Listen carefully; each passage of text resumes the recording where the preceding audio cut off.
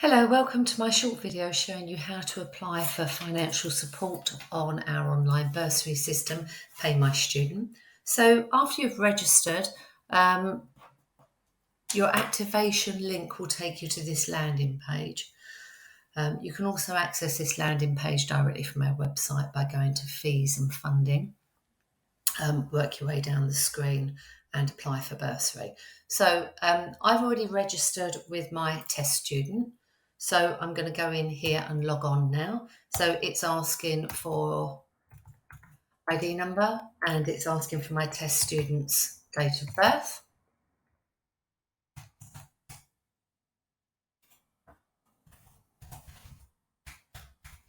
And the password I created when I registered my test student. Okay, and that's going to take me directly into the application. Really nice and simple. I have actually been through this application a couple of times, but I'll talk you through. So click here to proceed with your application. And this will bring up the personal details that we already have for you, or in this case for Brian's student, my test student. And it will show you the courses that you're enrolled on. And it'll also, the first thing you need to address here is the campus that you're studying at. It will always default to Basden New Campus here. So normally you'll see Basden New Campus and you want to choose here whichever campus you're studying at. So my test student is studying at Southend-on-Sea. It's just a case of answering the questions and clicking on next. If you have any childcare and dependents and you're asking for help with that, you'd need to add this information here. My test student doesn't. My test student lives independently and is in receipt of universal credit. So I'm just going to work way through the form and show you different pieces of information I'm going to add here. So next. And do you have an education healthcare plan? No, my student doesn't. Are you applying for an advanced learner loan? No, my student isn't. And who do you live with? And here you can see my test student. So you can select any of these, but my test student lives independently from parents and guardians. And do any of the following categories apply? So yes, my test student receives income support or universal credit in their own name. So they're receiving universal credit. So that's going to be ticked there. And then I'm going to tick here for household income. And obviously it's benefits only. And my student is in receipt of the lowest income here, 0 to 16. Down to the next question. And it's asking for the sources of household income. So as I said, my test student is universal credit only. Obviously, you need to answer according to your household situation here. And on to the next question. How do you travel to college? My student travels by train. Okay. And do you need support with childcare? No, my student doesn't. Do you need support with any of the following? So I've ticked here that my test student needs help with all of these here. You may not need help with all of them, but these are the things my test student needs help with. Okay. How many children?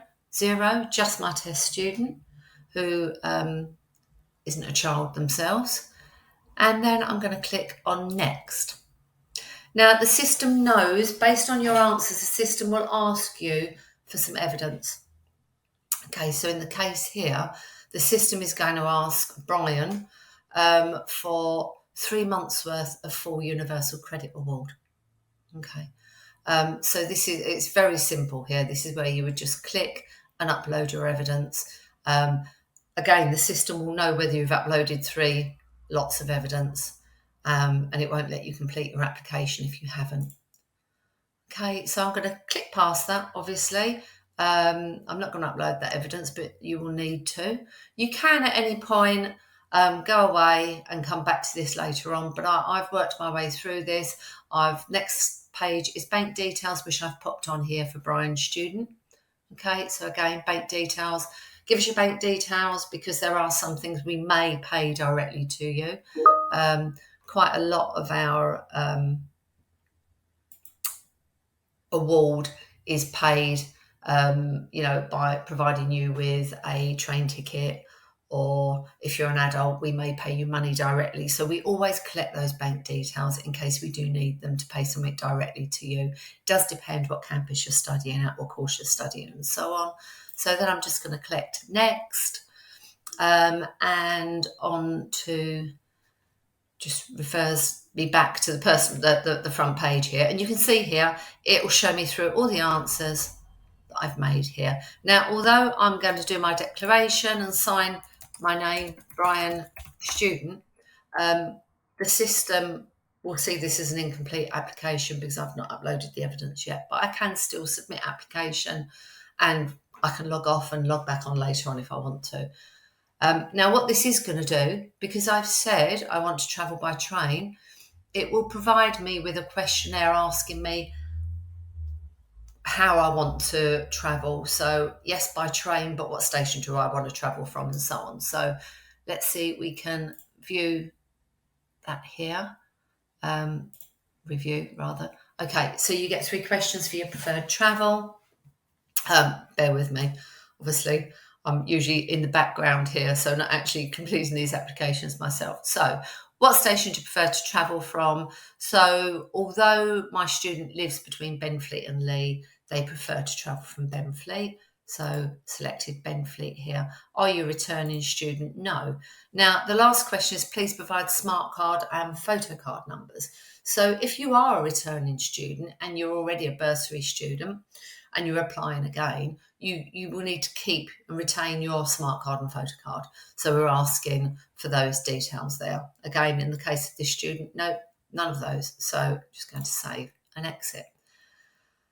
It really is as simple as that. This application is incomplete. It's incomplete because I've not added all of my evidence. And obviously it needs all of that in order. It's just giving me back to a proceed again here. And there's also a feedback questionnaire for you. But yeah, there will be information, there'll be communication from us to you. If you've not done something, we'll ask you for it. So keep an eye on your email. But it really is easy. Any questions, send through to funding@southessex.ac.uk. Thanks for listening.